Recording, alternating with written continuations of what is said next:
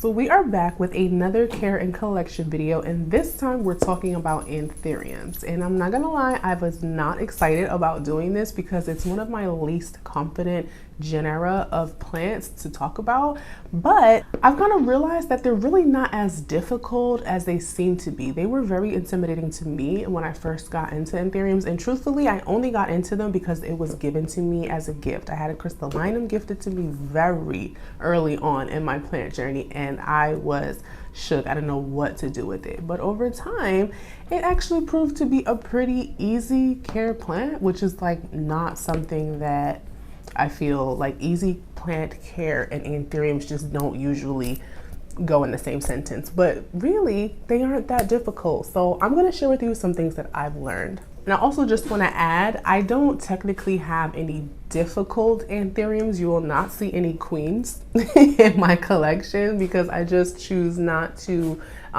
get into plants that are considered testy or difficult or need a lot of care because I like it stress-free. So as I was trying to get together my thoughts about what is the key to anthurium care, I could not come up with anything. I couldn't come up with like, what is that one thing that you must do if you want to grow a decent anthurium? You know, like Hoyas, it's a ton of light. Alocasias, it's even watering. What is it for alocasias? For anthuriums, I could not come up with something. But as I was gathering my plants together for Mia, you sound like you knocked something over. Why? I wish I could show y'all. Everywhere she could lay in this room, and she chooses to lay up under the leaves of my anthurium. Do you have to be there?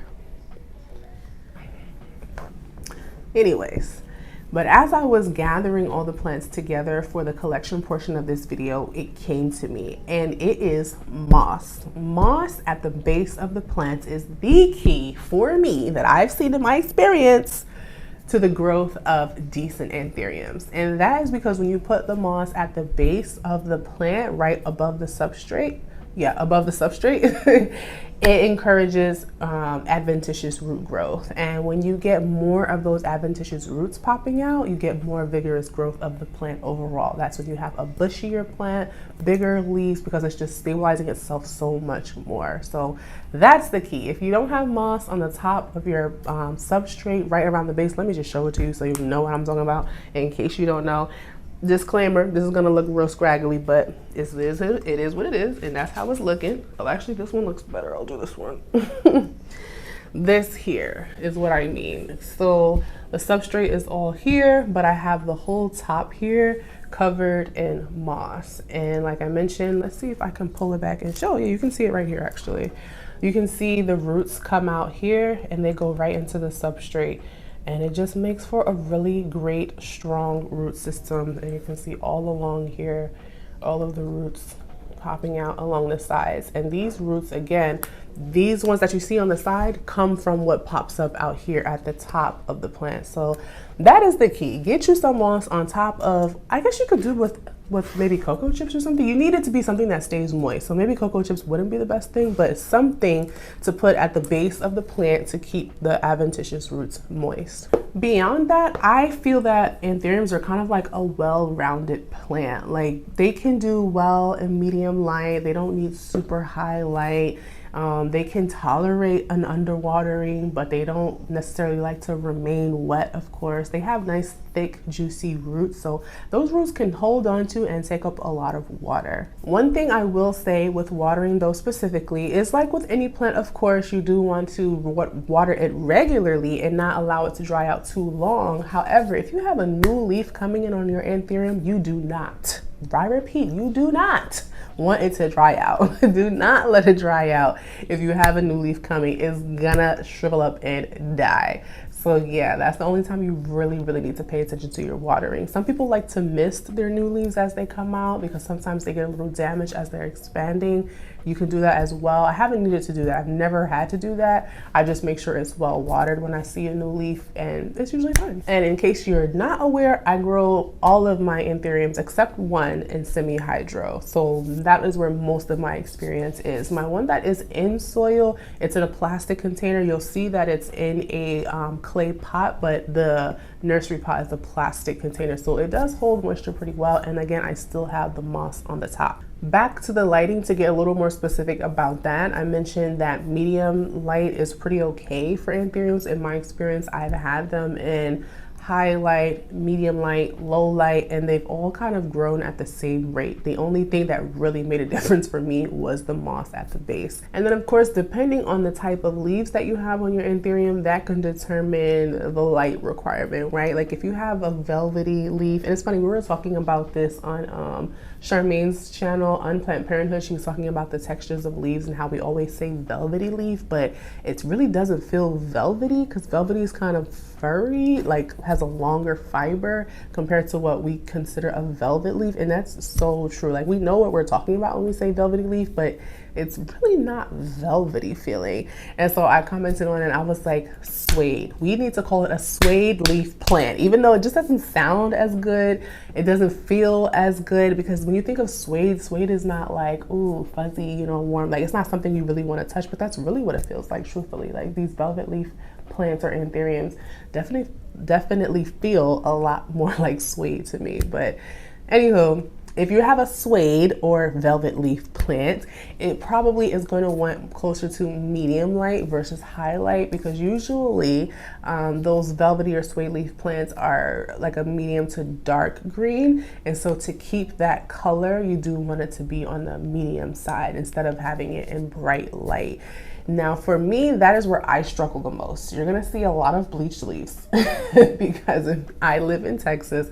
I have large windows and they are southwest facing windows. So I get a lot of light in here and it's really hard sometimes for me to find the right spot for them.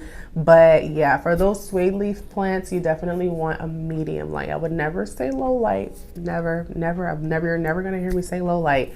Medium light. And so to give you an idea of what I mean by medium light, I will throw up on the screen a little pan of the shelf, and where I keep my anthuriums normally, I keep them on the lower shelves so that they're not high up getting that direct light. In terms of pests for anthuriums, I have only ever experienced spider mites, and that was on emergent leaves that were left dry. So I underwatered the plant when it had an emergent leaf and spider mites came and took that leaf over. I was so upset. It's happened to me probably maybe twice on emergent leaves, and then I've just had them generally, like not crazy though, just generally mild experience of spider mites with them. And I do the same thing I do for all the other plants.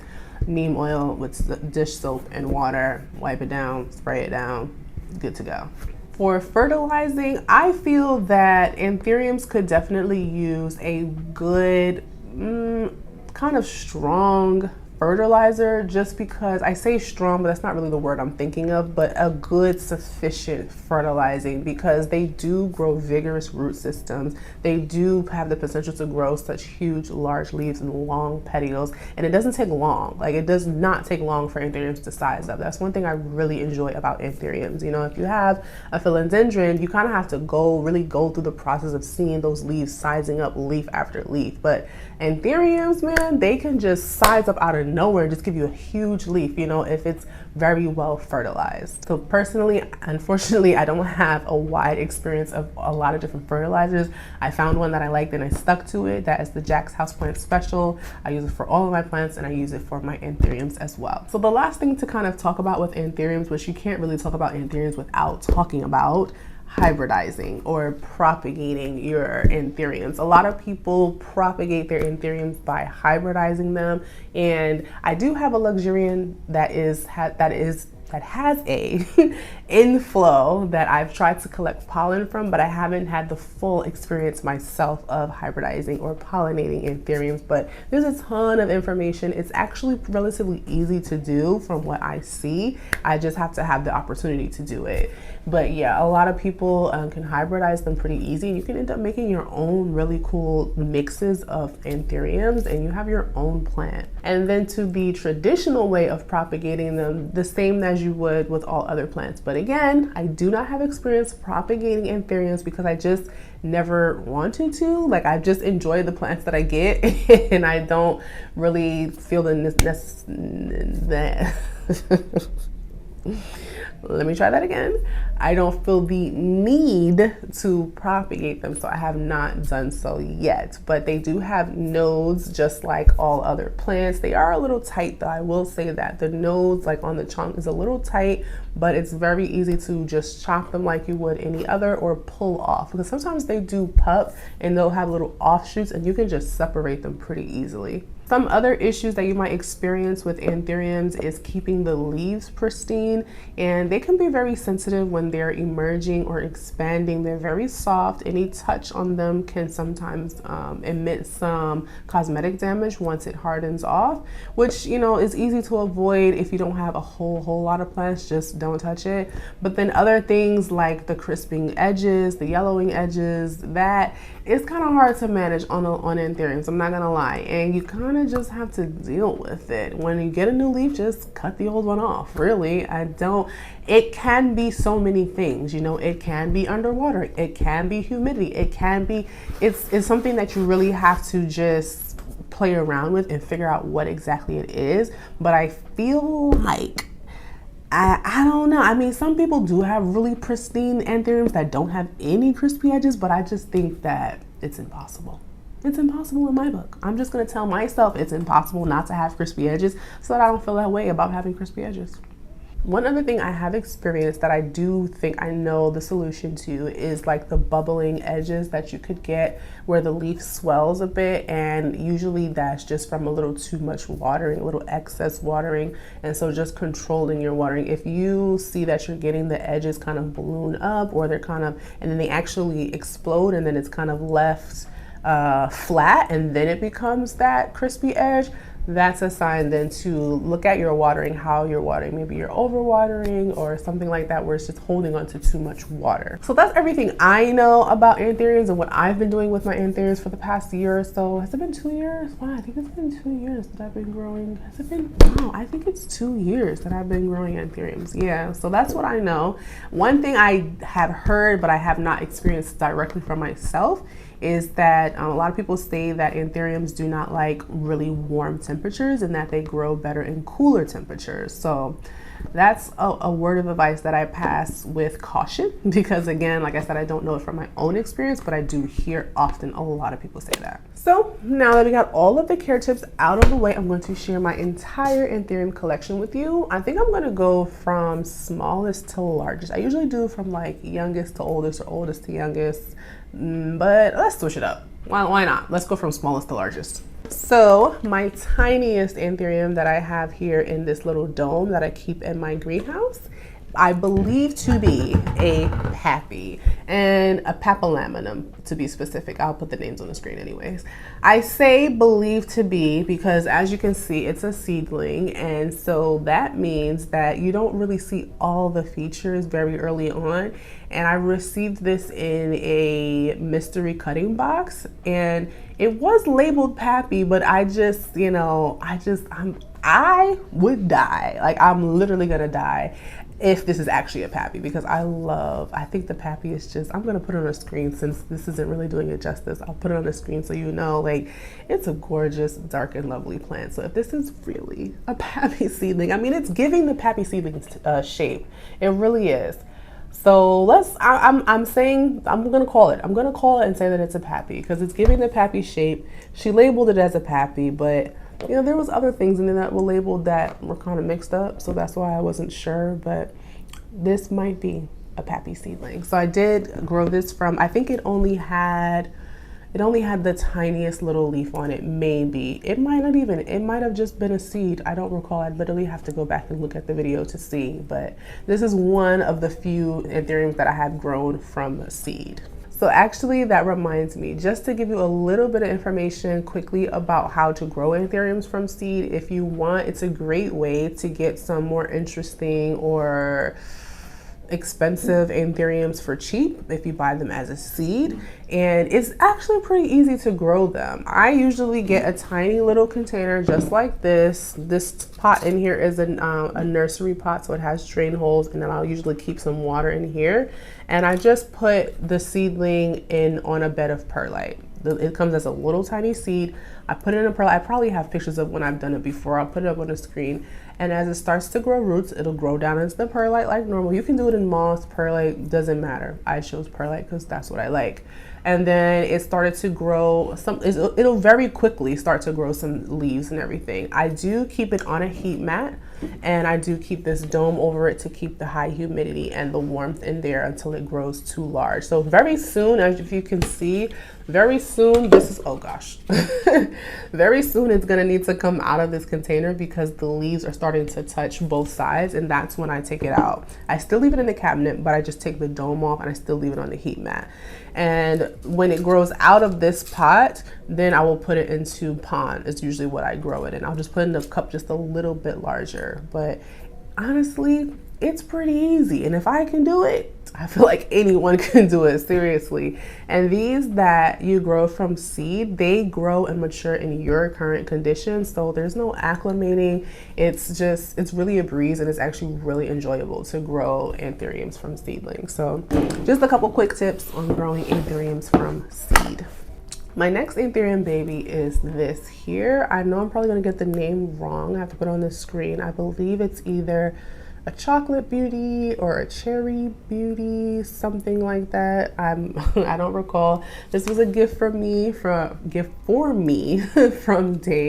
when I did my California vlog. If you haven't seen it, you should go check it out because it was a nice one. I got to link up with Dave from Aroy District, and he gifted me this anthurium. It's a really beautiful color, a chocolatey cherry red color, and it's growing very well. I think it only had a couple leaves. So this is the first leaf that's kind of giving its real character and veining, so it's doing really well. I need to pot it up. You can see the roots are growing nicely off to the side there.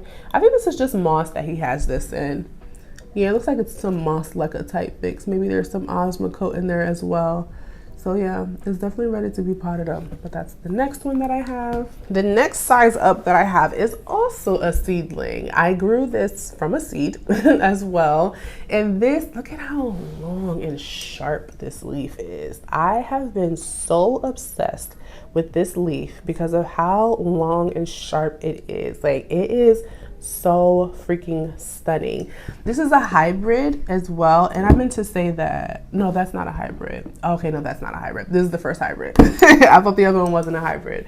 This is a hybrid between, I can't recall, I'll put it on the screen. I want to say it's a dock block, a dock block, I don't know. It's definitely a dock block in here. You can kind of see the reddish tinge around the edge that gives that dock block look a lot. But oh, I'm so obsessed with this leaf. Wow. I'm pretty sure it's a dock block crystal, F2 crystal maybe. It's beautiful. So same thing, I did literally the same exact process in the same exact container. Put the seed in there and just grew it and just transitioned it up from there.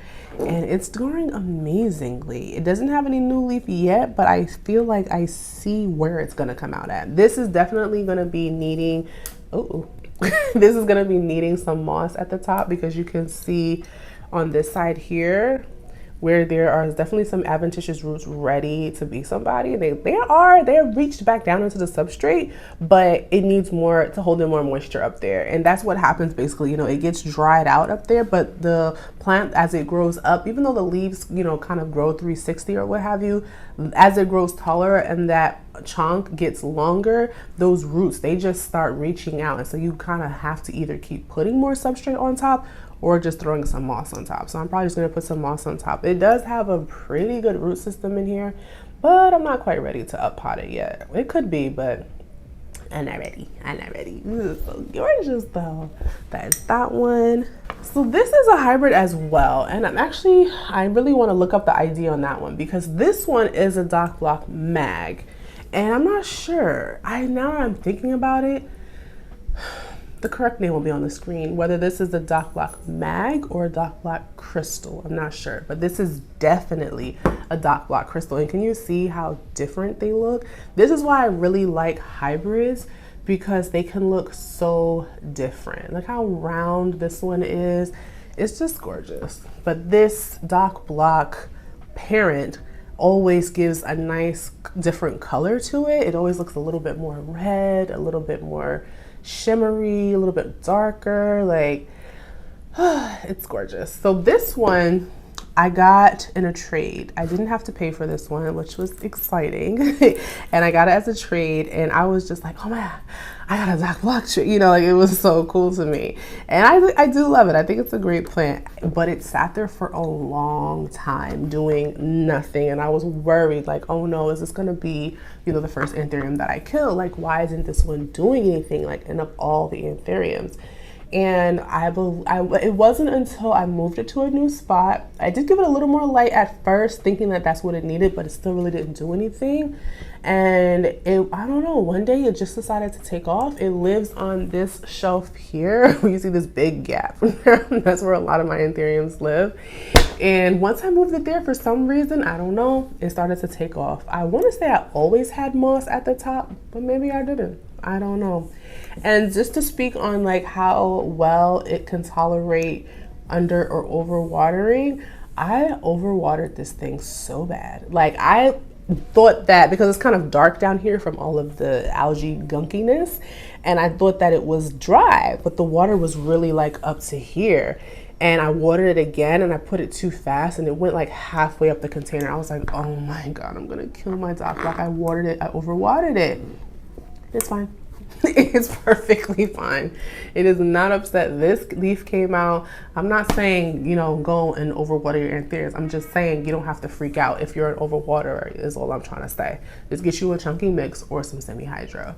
And again, another example of those adventitious roots. This one definitely could use some more moss at the top as well, because we got some roots popping out.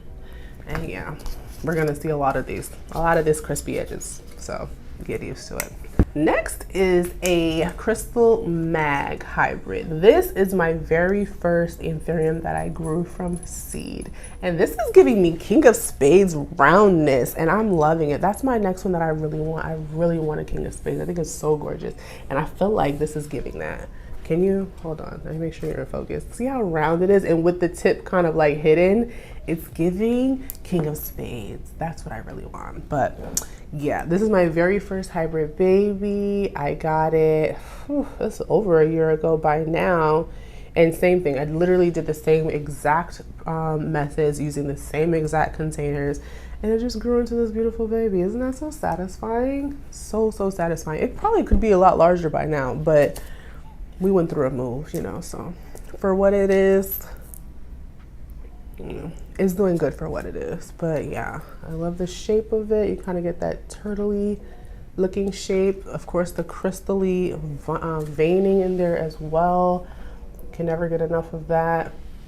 This one is still super soft, so I won't touch it too much, but, and roots going crazy. This one did get up potted recently, maybe a few months ago, and the roots in here have gone crazy. I forgot, I didn't even talk about what I grow my anthuriums in, but if you can't already tell, I grow most of my anthuriums in pond. I do grow some in leca only because of the size of the container, but I do prefer pond in general, just because they just seem to grow really well in that.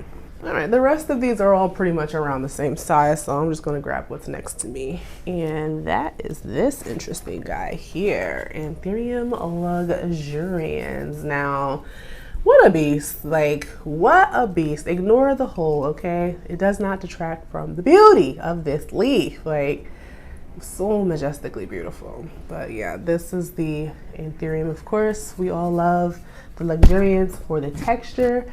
I really would love to have a Lux hybrid. Like, that was one of my wish lists for this year, is to get a Lux hybrid, and then mine's flowered. So yeah, I'm not gonna count on that though, because I did gather some pollen, but it just seems like very little pollen. And I don't know if I did it too soon or too late or what have you, but even now, like, oh, there's still some more coming off there. All right, maybe I'll try to dust some more off. I've dusted some off into a little foil and put it in the freezer, but it's like non-existent. If I literally just breathe in the direction of it, it's gone. You know, and so I just feel like there's not enough on there. I don't know. So this is the only one that I have growing in soil. And I got this as a gift from Ecuagenera. We went to an Ecuagenera pop-up shop and my mom won it in a giveaway. She won this plant. It was so crazy. But yeah, this is in soil and it's actually pretty dry right now. The only anthurium I have in soil. I'm trying to remember, why did I put this in soil? I think when I was ready to repot it, it had an emergent leaf and it had sat for a while without growing. So when it finally had an emergent leaf, I was worried about doing something to it, but I don't remember why I felt I had to do it at that time. I have no idea, but either way, I felt it would be like the most minimal disruption was to just plop it into a bigger soil pot. And so that's what I did. I just put it into soil and it's been growing fine ever since. It's better probably this way anyways, because it's in my mom's room and she doesn't pay attention, you know. So yeah, it's flowering and it has a new leaf there, which is exciting because sometimes, you know, I'm very interested to see the size of this leaf because of this flower being here. Maybe I should cut it off now. Now that I've gotten pretty much all the pollen I'll probably get on it, I'll cut it off so that this can grow and do its thing. But very interesting plant just for the texture alone. The petioles are super firm, like super firm, and they have this very interesting shape, not your average round petiole. Just completely interesting plant all around. I don't even remember how this hole happened, to be honest, but whatever. Still a beautiful plant. I think it did get spider mites at one point, which is expected with how deep these veins are and everything, but I treated it once and it's been fine ever since. So this next anthurium is my very first anthurium that was ever gifted to me, hence why it looks a little rough and a little bit of a mess. That is my Anthurium crystallinum. This was gifted to me 2 years ago now, when maybe almost 2 years, probably the end of this year will be 2 years. I ordered a gloriosum and something crazy happened in the mail where it got stuck, sent back, what have you. And so as a gift, she gifted me a crystallinum cutting. It was a rooted cutting. I had no idea what I was doing with it. I was so afraid of having it. And this is what it grew into, this big guy. So it's not looking its hottest right now, but I did feature this in my ugly leaf plant video because it looks okay now, but it had a lot more ugly leaves on it before, and they were just old dying leaves. But if you can see in here, there's a bunch of new leaves coming out. I can't even really get to it to show you it, but there's one there, there's one here. It's too deep in there to show you, but there's definitely, I'm looking at least 2 new leaves, and that's how this thing grows all the time, multiple leaves at one time, and I love it. What I want for this plant is for it to have darker leaves, so I have to move it again. I have to figure out where to move it, but yeah, this is my very first anthurium that I've ever owned. Would I say it's the easiest? I would say, yeah, I would say any of these type of crystallinum type or hybrids, they're more on the resilient side. This was another first for me as well, because this was one of the first plants that I grew in pond. It was my first anthurium. It was my first time figuring out that, oh, I need to put moss around the top and it'll grow better. Like, I learned a lot with this plant, and ever since I put moss on the top, it just continuously grows insanely in here. And when I uppotted this probably has it been a year? Maybe a little less than a year ago, I uppotted this. And the roots were great. Like, I thought I would have a lot of rotty roots. There was definitely some old rotted roots for sure, but overall it was just loving life. So I just did the same thing that it was already in a bigger pot, more pond in a bigger pot. Now when this is ready to up pot, which I don't know, I feel like I don't need to uppot it any bigger than this. I don't know. I do want to change. I want to experiment and change the way that I'm growing this and see if I can control better these tips like this and try it in a pot that does have drainage, like a net pot with a reservoir instead of a closed container like this, and see if the leaves will look a little bit better. And then of course trying to put it somewhere it's not even close to the light. That's the crazy thing. It's on the shelf here Next on the, so 1, 2, 3, the middle, that middle big space, that's where it sits, but it still gets bleached. Like it still gets bleached even over there. So, oh, okay, I thought it was Spider Man intensifies. So I'm still figuring that out. That's the hardest thing for me with anthuriums, is figuring out how to keep the leaves dark and lovely and not bleached and ugly. All right, let's finish off with the velvety or suede leaf plants. And this last one is the Bessier, my favorite as of right now. And it doesn't look that hot, but listen, I thought I lost this plant. And so the fact that it gave me this leaf, even though, you know, looking a little chewed on, I'm just happy it's here. So the Bessier is just such a stunning plant to watch grow and expand. If you've never grown an anthurium before, the leaves come out real small, like how this one looks here, and it'll expand into something like this. So as it's growing and expanding, the colors that the plant gives you is just amazing. I feel like every time I show this plant, I always throw up pictures of when it was emerging. Literally the emergent leaf of this plant, not this leaf, it was this leaf, but the emergent leaf of this plant is my screensaver on my phone because it's so stunning. It's so stunning. So yeah, this is definitely my favorite, the Bessier. Only got 2 leaves. This one was looking real ugly, but we got something here looking good. And I feel like we might have another leaf coming out of here because it's a nice little bump down here. So this is one of the first ones that I put into leca, and that was purely because the size of this container and the amount of pond that I had wasn't adding up. So it grows just fine in leca, in case you're wondering, it grows just the same. So the last 2 anthuriums that I have to show are not suede leaf anthuriums. They are your regular leathery type leaf anthuriums. This one is a Anthurium Propagation, and what drew me to this was the shape of it and the veining. I liked this kind of ribbing. And this leaf is probably not a good representation because it is very bleached and it's because it sits on the shelf next to my window. I just haven't found a better spot for it so that I can get a little bit less light. This one was a bit of a struggle. It has a new leaf coming in, and even the new leaf looks kind of bleached as well. Let me take another look. Yeah. The new leaf is bleached as well.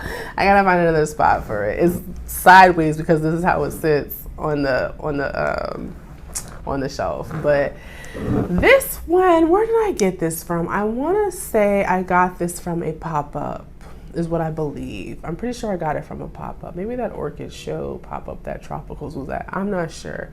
Either way, I had a situation with this, with rooting it, where it was a struggle, but once it took off, it was gone. So if you do have issues with rooting, or for some reason you have to re-root your anthurium, I rooted mine in water, and very shortly after it started, once the roots were probably like 1 inch long, I put it into the substrate. So I didn't let it stay into the water very long, but once it had even just a little bit, 1 inch worth of roots, right into the pond, and it took off wild. Like I'm pretty sure after I placed this in here the first time, I repotted it or resituated it and put it deeper and put more substrate because the roots were just growing up crazy. So, but yeah, it's growing pretty good in here as well. The Anthurium Propagation has a very nice shape. I like this a lot. This was the one that I said that if you don't keep it well watered when you have a new leaf coming out, it's a goner. That's what happened. That's what one of these is.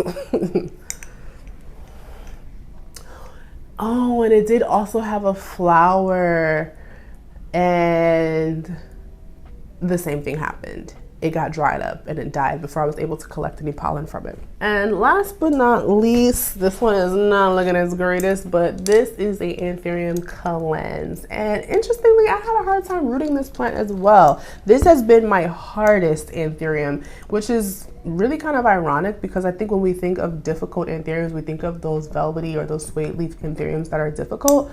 This and I'll get to the other one. This has been one of my most difficult. I don't even think the roots were in a bad condition when I got it, but for whatever reason, I ended up having to chop all the roots and re-root it. And I did the same thing that I do with my other plants. I put it in water first to let the roots grow.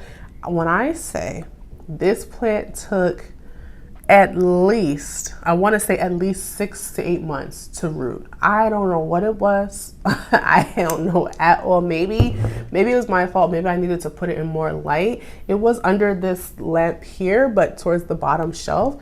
I don't know. I don't know what it was, but it took a long time to root. And I literally only just potted this up maybe a month ago because it finally rooted. But I'm happy to see on this side here that those roots are doing good, that they're popping off a little bit, because I was worried. I thought that, man, once I pot this up, watch it rot again.